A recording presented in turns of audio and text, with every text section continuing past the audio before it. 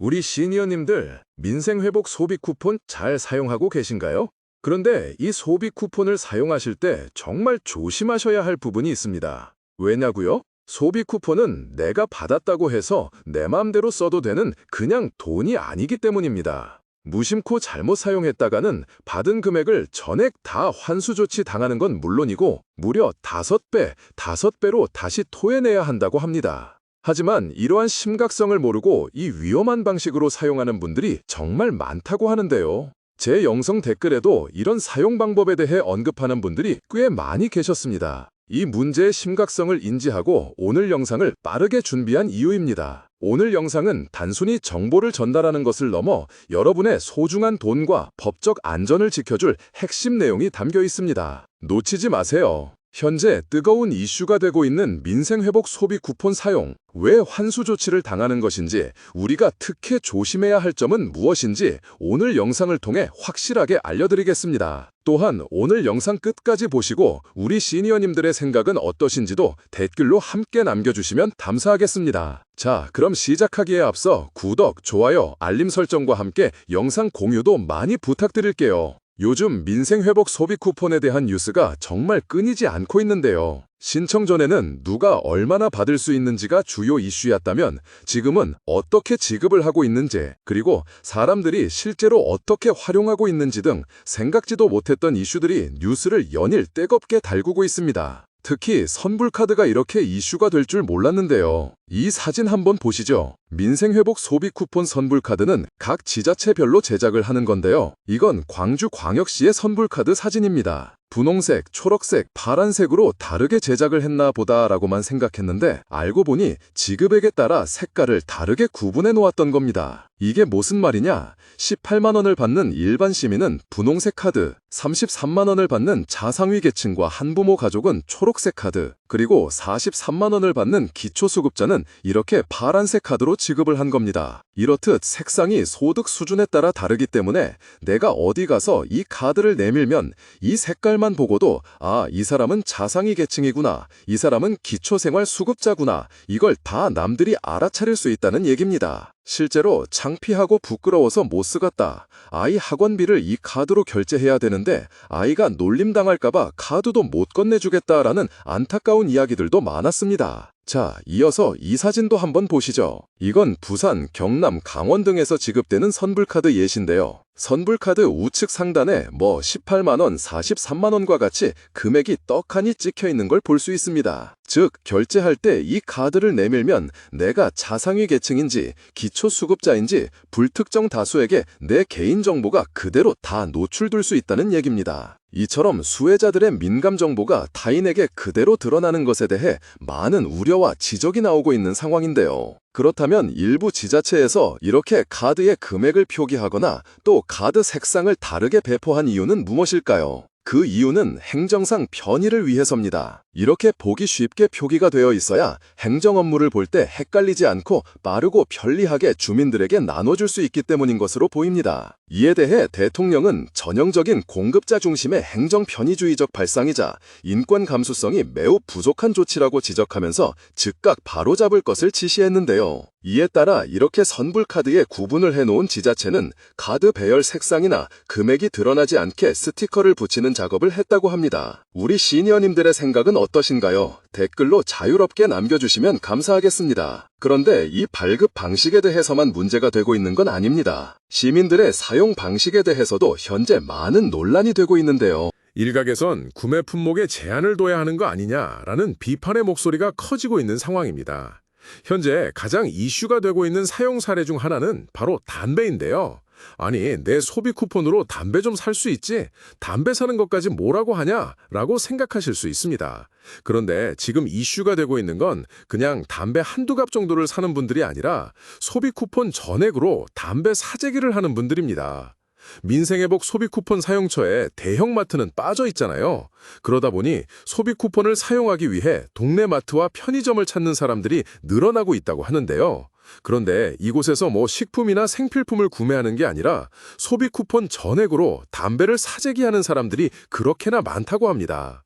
서울의 한 동네마트 점원은 이런 이야기를 했습니다. 소비 쿠폰 지급 첫날부터 어르신들께서 담배를 두세 보루씩 사가고 있다고 하는데요. 이런 상황이다 보니 동네 마트에선 담배 발주를 더 넣어야 되는 건가? 추가 발주까지도 고민을 하고 있을 정도라고 합니다. 심지어 현재 각종 SNS에선 소비 쿠폰으로 담배를 몇 보루씩 샀다는 인증사진 또한 빠르게 퍼지고 있다고 하는데요. 게다가 일부 흡연가들 사이에선 민생회복 소비 쿠폰이 흡연 지원금이라고까지 불리고 있을 정도라고 합니다. 그런데 여기서 끝이 아닙니다. 이렇게 구매한 담배를 그냥 보관해 두었다가 나중에 현금으로 바꾸는 일명 담배깡을 하는 경우들도 많다고 하는데요. 이렇게 되면 실제 소비 쿠폰의 지급 목적과는 많이 달라지게 되는 거죠. 그런데 한편으로 또 이런 생각을 하실 수도 있을 것 같아요. 아니, 어떤 품목을 구매하든 그건 결국 개인의 자유 아니냐. 어쨌든 담배라도 구매하면 자영업자들의 매출에 도움이 되는 거니 별 문제 없지 않으냐. 그런데 꼭 그렇지만도 합니다. 왜냐? 담배는 실제 마진이 5% 정도밖에 남지 않는다고 하는데요. 담배가 아닌 다른 상품을 판매했을 때는 20-30%의 마진을 볼 수 있는데 담배를 팔게 되면 5%밖에 남지 않으니까 4,500원짜리 담배를 팔아봤자 결국 225원밖에 남지 않는다는 얘기입니다. 사실상 소비 쿠폰으로 담배 매출이 늘어나는 건 자영업자들에게도 크게 반가운 상황은 아니라는 거죠. 편의점에서 4,500원짜리 담배 한 보루를 팔면 남는 게 225원밖에 안 됩니다. 똑같은 시간을 들여 다른 물건을 팔면 몇 배의 수익을 얻을 수 있는데 말이죠. 소비 쿠폰으로 담배만 팔리는 상황은 오히려 영세 가영업자들에게 울며 겨자 먹기입니다. 이러한 담배 사재기 현상은 이번 민생회복 소비 쿠폰이 처음이 아니라고 하는데요. 예전 코로나 긴급 재난지원금 지급 당시에도 담배 매출이 증가하는 상황이 반복됐다고 합니다. 실제로 이전 연도 대비 매출이 4%나 더 올랐었을 정도라고 하는데요. 이에 대해 세종대 경영학과 교수는 흡연과 음주로 인한 사회 경제적 비용을 생각하면 소비 쿠폰이 오히려 역효과를 불러올 수 있다며 미국의 저소득층 식량 쿠폰 사례처럼 우리도 술, 담배 구입은 제한해야 한다라고 이야기했고요. 숙명여대 소비자 경영학과 교수 역시 담배 구입은 소비를 촉진할 실질적 경제 효과가 작기 때문에 구매 품목을 제한할 필요가 있다고 말했습니다. 과연 소비 쿠폰에 품목 제한을 두는 것이 맞을까요? 아니면 개인의 자유에 맡겨 하랄까요? 우리 시니어님들께서는 어떻게 생각하시나요? 댓글로 자유롭게 남겨주시면 감사하겠습니다. 자, 그렇다면 지금부터 현재 문제가 되고 있는 민생회복 소비 쿠폰 전액 환수 조치 사례들이 무엇인지 살펴보겠습니다. 지금부터 싹 다 빠짐없이 알려드릴 테니 우리 시니어님들께서도 잘 보시고 절대 환수 조치되는 일 없으시길 바랍니다. 자, 우선 민생회복 소비 쿠폰이 지급된 목적 자체가 소비 활성화와 소상공인 및 자영업자의 매출 확대를 통해 경기 활성화를 유도해서 종국적으로는 민생 경제를 회복하려는 것이잖아요. 그런데 지금 지원 대상이 아닌 곳으로 소비 쿠폰, 즉 정부 자금이 전국 곳곳에서 발생하고 있다는 겁니다. 이에 따라 현재 경찰에서는 특별 단속에 나섰는데요. 크게 4가지의 특별 단속 대상이 있습니다. 첫 번째는 물품의 판매 또는 용역의 제공 등을 가장하는 행위, 일명 카드깡입니다. 쉽게 말해 가맹점이 실제 물품 거래 없이 소비 쿠폰만 카드 결제한 다음 현금을 돌려주는 일명 카드깡 행위인데요. 예를 들자면 이렇습니다.